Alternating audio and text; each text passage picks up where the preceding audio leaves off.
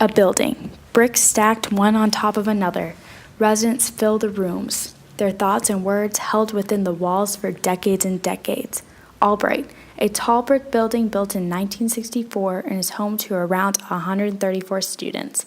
But the name Albright is a story within itself.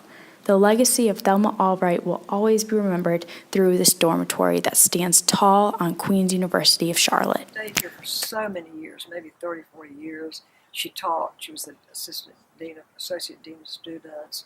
She just worked here forever.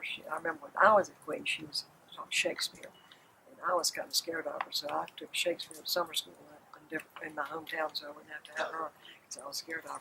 She was real strict, but she loved Queens, and later I learned to not be afraid of her. But she just was here for many, many years, and she never married, and so Queens was just sort of her family and her home. And when she died, she left most of her estate to Queens, and so just in honor of her, they named that building.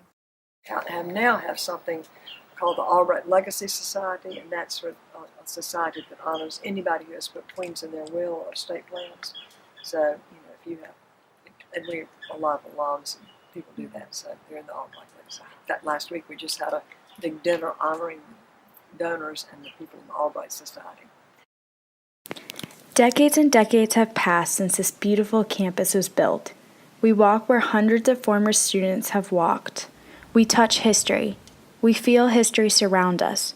And it's all contained in this little red book, The History of Queens. That leads us to find every building has a story. Albright. Albright, the story of Thelma Albright, a Queens legend.